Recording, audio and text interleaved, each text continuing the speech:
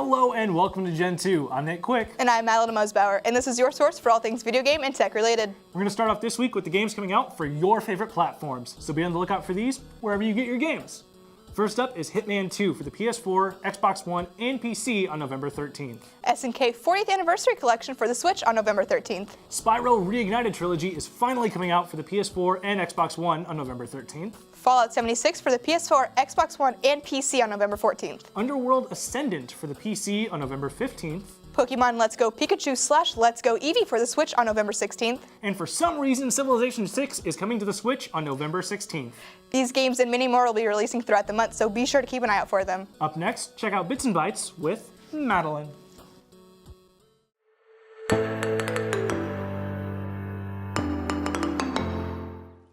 Hello and welcome back to another episode of Bits and Bytes. Jake and I will be playing Red Dead Redemption 2, which is actually the prequel to Red Dead Redemption. Yes. If you've been watching, you'll know this. So the goal is to hunt a rabbit. You've got it, but now you can actually, so you can tap A if you want to sprint to make your horse go faster, but be careful, don't run anything because you will either kill your horse or fall over. Don't kill my horse, please. See how pretty it is though? Like the lighting in this game is also super excellent. What if a train just comes out of nowhere? Oh, it would too. So if you want to aim with this, you hold this down and it'll pull the arrow, and then you can shoot with this. You hold it down and then release it whenever you're ready. Well, you can't hold it down. Okay, so you gotta get that. Nice. Oh! Done. Oh, you gotta shoot him again. No, stop! Or they'll get away. Yeah. So now I gotta get off your horse. Okay. Get off the horse. Get off the horse. How do I? So hold Y. Don't hit the horse at all because then it will kick you and it'll hit you down. Where'd he go? So look down and you can hold down so you can either pick it up the whole thing and bring it back to your camp, or you can skin it and use different parts of it. An outfit changing. Let's look at your outfits. Hey, look at that. Sold. And then he still has his vest on too, so nice. We're gonna change that. You don't like his vest? Mm-mm. What? It's the best. Oh! Oh! That one's okay. Be wary. You don't want to like have a huge heavy coat. Thought I saw dirt. It's the smoke from the background. I thought it was like dirt by every coat. I'm like, dang, these graphics are good. They still are, but like, whoo! Yes. Chaps? Oh, you don't have chaps yet? No, I don't. You need to get it for I a should chap. totally do that. All right, I'm fit with our outfit. It's a pretty good one. We can move now. Oh, I don't know what I just Nice. did. Good hat. Look at that. Arthur. What's his name again? Arthur. Yeah, we're gonna name that Jim. I'm renaming you Jim. Alrighty, so let's do the verdict. The story so far is what it looks like is it's like kind of like GTA, where you build your own life and you drive around, but you're riding around and like you're building your community. So with that, it's creative because it's like not the same as GTA 5, but like it's definitely very the similar. In the same line. I mean, it's a Rockstar game, so So I'm gonna give him a 4.5 out of 5. Okay. Okay. Okay. Deal. Graphics, out of the water. It's beautiful. 5 out of 5. Yeah. Don't even have to Yes. argue this Yes. thing. Like, you There- guys can see it. at It was night, amazing. at night. Playability, I think, so I haven't played this a lot, aka this is the first time I've played it, but with GTA and like previous Rockstar games, I keep wanting to play those. So I Oh, see yeah. this one being similar. Absolutely. And they have a lot of options of like, you can hunt these animals, you can yes. rob people, you Yep, can yep. change your outfits. Like, I like this game. So I'm gonna give replayability a 5 out of I've 5. been playing a lot of this. So So. total 14.5 out of 15. Is that our highest one? That's our highest one. Good. Good job, Red Dead. Thank you guys for watching, and stay tuned for more Gen 2.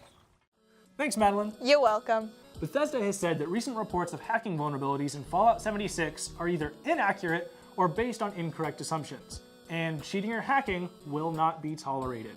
Bethesda is, quote, already actively tracking and planning to roll out fixes, end quote, for some issues that Fallout fans have highlighted. The hacking concern started in a Reddit thread written by a Fallout modder. His argument is that because modders and hackers know Fallout's game engine inside and out after modding the pants off previous games, it's easier for players to tinker with Fallout 76, so they could gain an unfair advantage. The Redditor said there are no server checks to verify models or file integrity. This means that the game's servers themselves wouldn't actually flag players for using exploits. Although they didn't offer much evidence on this claim, apart from a single mod that helps players pick some locks. Bethesda didn't specify whether these assumptions were correct or not, but the sky isn't falling yet, so keep your pants on. They are aware of potential issues like these and are preparing fixes, which hopefully will release before Fallout 76 fully does. The studio also reaffirmed that plans to support legitimate modding down the road are in place. We'll continue after some commercials, but first, here's Aaron with Fluid Fighters. Hey, and welcome back to Fluid Fighters with Aaron, where I discuss some games with my favorite movement systems that enhance gameplay and make the in-game traversal a blast. This week we're going to be looking at Resident Evil 4. Originally released in 2005 for the GameCube, Resident Evil 4 has seen many iterations as the game has been re-released for PS2, Windows, Wii, PlayStation 3, Xbox 360, PlayStation 4, Xbox One, Nintendo Switch, as well as some downsized versions for iOS and Android. You take control of Special Agent Leon Kennedy as you are tasked with rescuing the President's daughter. Your mission takes you to a mysterious village where the horrors are far greater than just the kidnappers. Here you face an assortment of enemies and creatures as you trek through one of the best games of all time. In Resident Evil 4, Leon, not the camera, is used as the point of reference when choosing which control moves the player forward. This means that instead of holding forward in whatever direction your camera's facing, you have to hold forward relative to the direction that Leon himself is facing. The title has received much criticism in the years since release for its dated controls, but I think that they add to the experience. The game pairs you up with slow, shambling enemies, mostly armed with melee weapons, and even their projectiles are slow, so your moveset gives you just enough mobility to either move out of the way or shoot them down. The enemies actually get slower the closer they get to you, and the camera controls are limited, so they have a chance to sneak up on your sides if you shoot and stay in one place too long. To me, the controls are perfectly fine-tuned for the encounters and challenges that you'll face in the game. Resident Evil 4's gameplay loop allows for a large amount of actions to take place, with only seconds to make many micro-decisions in a given scenario.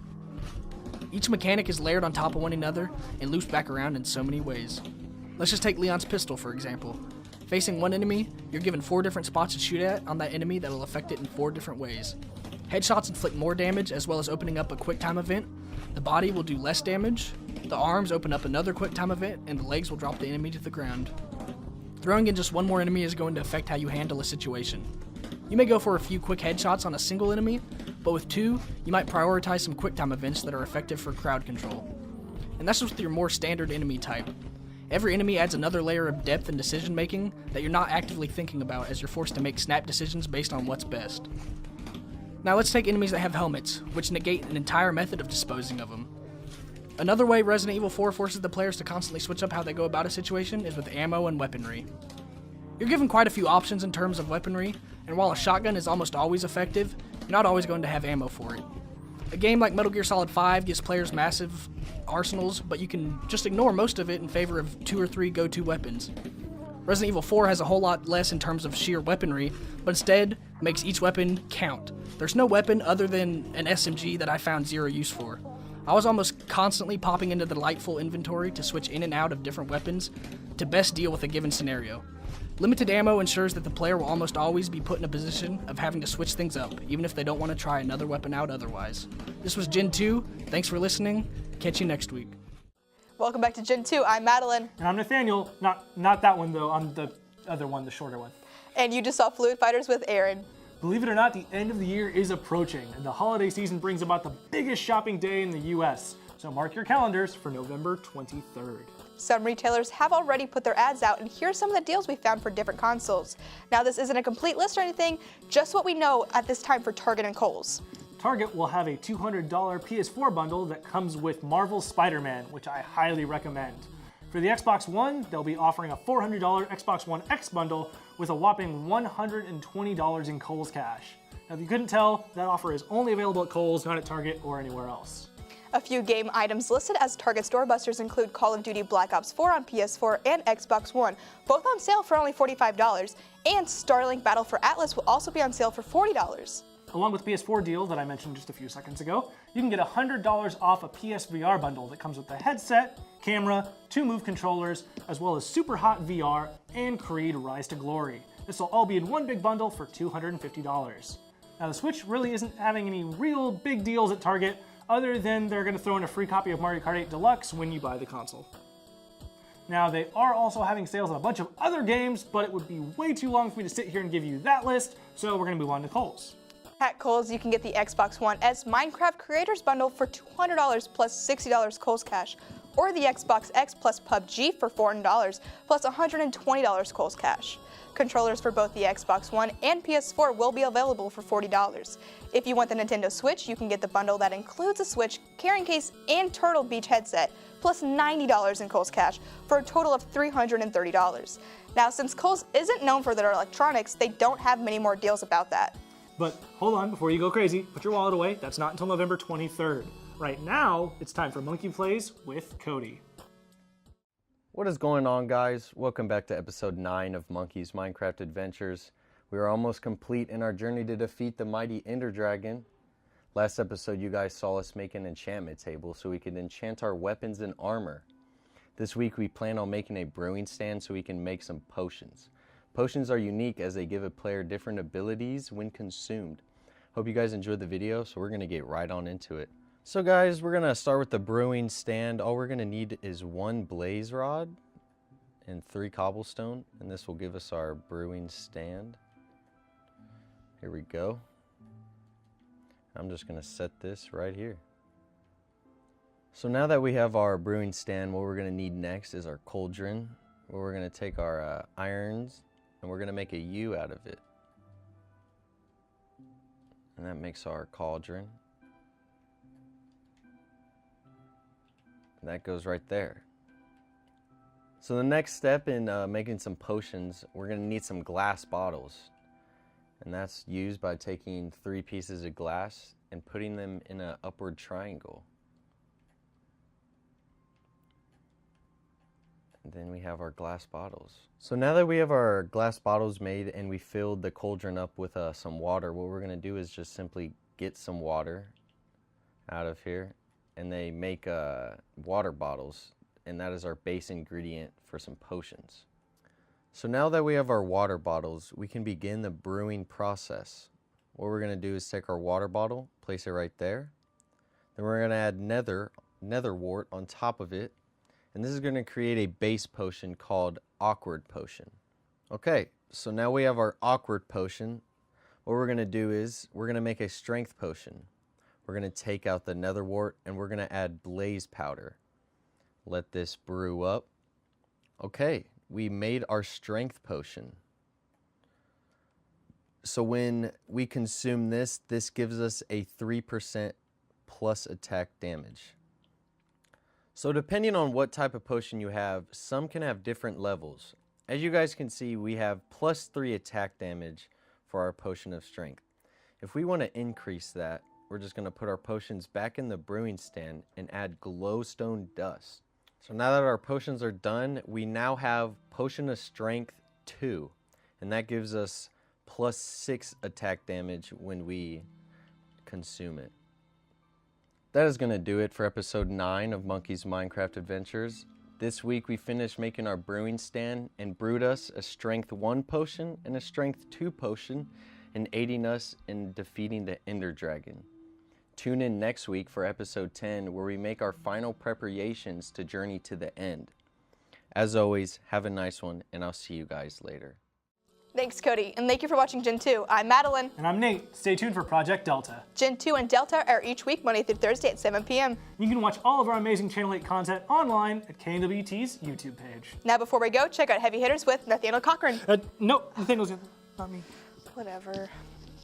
Welcome to Heavy Hitters, featuring Nathaniel Cochran. In Heavy Hitters, we take a look at some of the baddest mothers in video games. This week, we're looking at the Dragonborn from The Elder Scrolls V: Skyrim. So in Skyrim, you play as the Dragonborn of legend. Basically, fate has decided that you have to save the world from the evil dragon Alduin. So, playing as the Dragonborn, there are many different ways to play. You could be a sneaky elf archer, or a magic lightning shooting lizard person. But one thing that all the Dragonborns have in common are shouts. Shouts are basically words and phrases written in the dragon language that the Dragonborn can understand and read and then use for his own purposes. Some of the shouts can do mundane things like breathe fire, or do totally awesome things like create spectral dragon armor and make dragons fly you around because you are the better dragon than they are, even though you can't fly. So now that we talked about what makes the Dragonborn so special, let's talk about how I play as Dragonborn. There are 18 skill trees in Skyrim, ranging from crafting to combat, but most of the time I only focus on 4. The skills I focus on are normally smithing, blocking, heavy armor, and one-handed weapons. So I do actually have a reason for why I only focus on 4 of the 18 skills in this game. I only like to focus on a few skill trees because it's super easy to become overpowered. In this game, combos like Stealth Archer and Battle Mage are both very common favorites, but they're extremely unbalanced. So I like to focus on just a few of my favorite skills. So looking at the smithing tree, it's fairly simple crafting. You know, the better you are at smithing, the better gear you can create and the better you can improve that gear. The skill culminates in the ability to create dragonbone weapons and armor. The next skill I like to focus on is blocking. The blocking tree focuses on, well, blocking. The more you invest in this tree, the better you are with a shield and the more effectively you can use it. One of the skills I like the most is the enhanced bash perk, where it costs less stamina to hit people in the face with your shield. Up next, we're going to talk about what the Dragonborn is wearing, and this summer he is sporting a very nice suit of Stahlrim armor to keep him cool. But in all honesty, we're going to talk about heavy armor. I like my armor in Skyrim to be heavy. The heavy armor tree focuses on making the best use of heavy armor. Some of the more fun perks in this tree are like Fists of Steel, where you gain extra damage while punching your enemies, as well as a couple cool wrestling moves. Another good perk in the heavy armor tree is Reflect Damage. This perk gives you a 10% chance of dealing damage back onto enemy while you're wearing complete heavy armor sets. Since I have a shield in my left hand, I need something to deal damage in my right hand. So this is where the one-handed skill tree comes into play. The one-handed tree encompasses all weapons such as axes, swords, and maces. One of the best perks in this tree is called Savage Strike, where it allows you to cut the head off of your opponent, and that's always fun. I would give the Dragonborn a 7 out of 10 due to the fact that they can do pretty much anything they want, and they're basically dragons with no wings. I'm Nathaniel Cochran. Keep watching for Project Delta here on Gentoo. Hello everybody and welcome to a brand new episode of Project Delta. This week we are playing some Mario Tennis Aces. I'm Dalton Speece and with me today I have... Wesley Bertha. So Wes, I wanted to bring a Nintendo game out today because there's been so much Smash news lately that I'm just feeling like playing a Nintendo game. Yeah, I can see why. You can see I'm playing Waluigi, my favorite player that is not in Smash. Man, do I wish Waluigi was in Smash. But what is coming out on Smash is everybody in the Smash universe got Thanos. And if you haven't seen the trailer, the only man left standing is Kirby because he can ride the stars, which is pretty cool. Sonic could have got away because he's super fast, but he had to save Pikachu, and his whole thing is saving small forest animals. So Pikachu just had to survive. Yeah. So Wes, I know you were telling me you wish you had more Mario games. What do you think about Mario and just Nintendo in general? I think it's like a staple of the gaming community. You know, I consider myself a gamer and everything, but I haven't like owned a Nintendo or any Mario game ever. You know, I really want to play what's the name? Odyssey. First point. Mario Odyssey is fantastic. When I got my Switch last December, and that was the first game I picked up for it, and I think I beat it in the first week. I mean, it was winter break, so I had plenty of time on my hands. Yeah, but you know how it is. Sometimes I just gotta get my Mario time in. I gotta get away from Call of Duty and Red Dead. Even though Red Dead is fantastic. Phenomenal. If you don't have it, go get it. Please. Wesley's begging you. It's amazing. It's a great game. I spent hours playing it. Not 60 hours yet, so I haven't finished it. Okay. See, Wesley's evened it up with Wario. But I have a feeling that won't last long. Okay, well, you don't have to say that. Give me a little hope for now. With Waluigi, he's defensive, so you know you've probably seen him Michael Jackson moonwalking across the court when I'm trying to do these trick shots. But yeah, he's pretty solid all around. Wario might be a little bit slow, but Well, okay. I don't have to say that, man. Come on, like he's good. He's talented. He's mobile. yeah, mobile. That's the word I think of when I see Wario flopping around the court. I think you should. I think.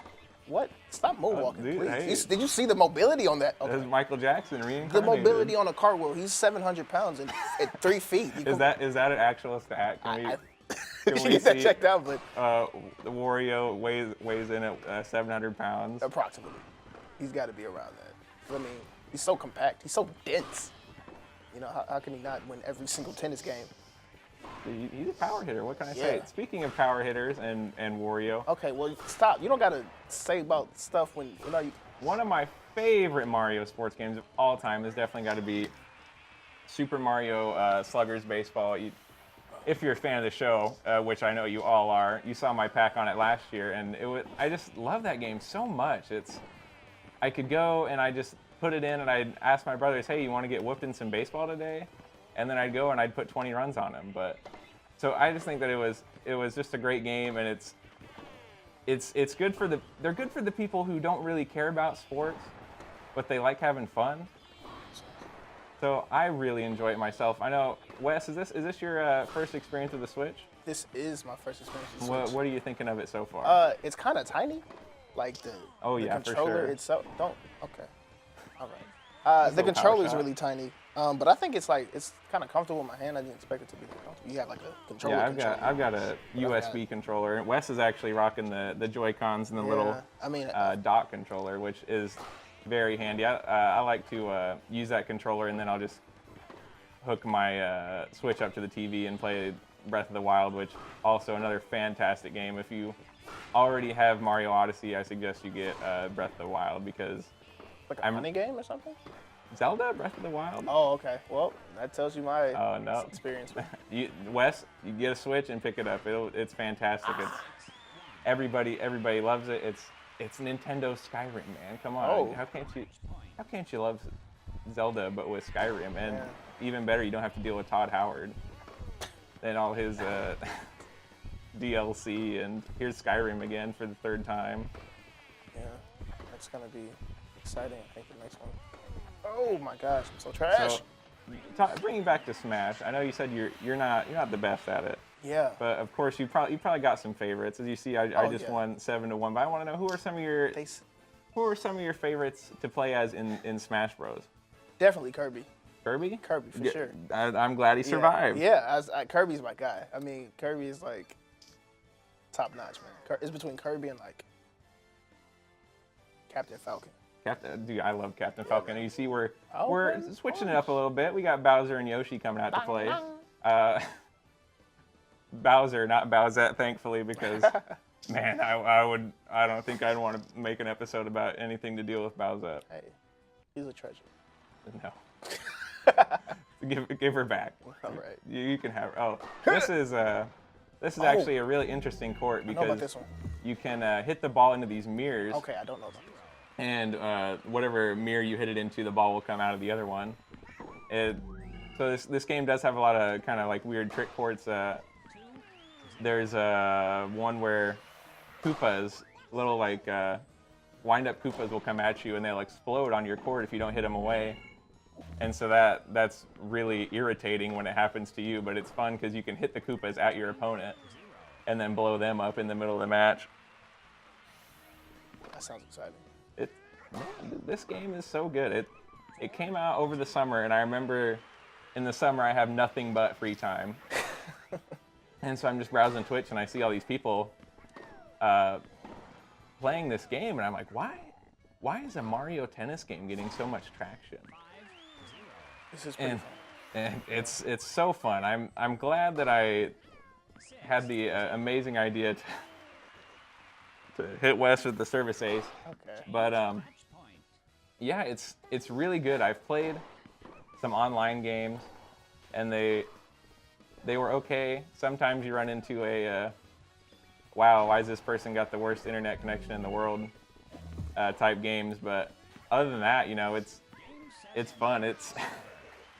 It could be worse, honestly. I mean, it's hard getting good internet. Sometimes you just gotta think about how #blessed you are to have decent internet. About that LAN cable, man. Oh, yeah. Hook up some Ethernet, have fun.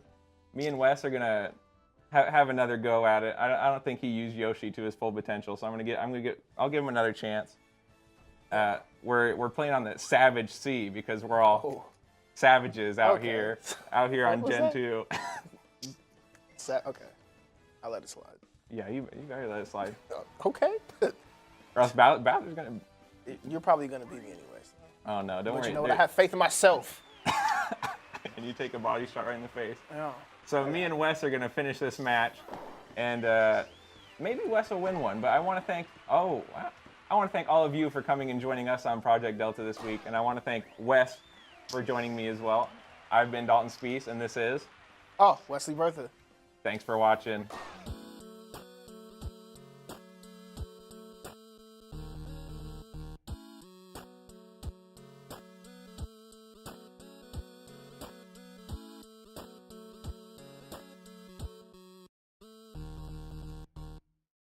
Hi guys, it's Nate, executive producer and editor of Gentoo. Thank you so much for watching.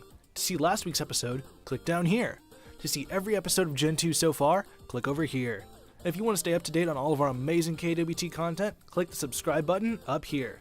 Thanks for watching and be sure to check back next week for more Gentoo.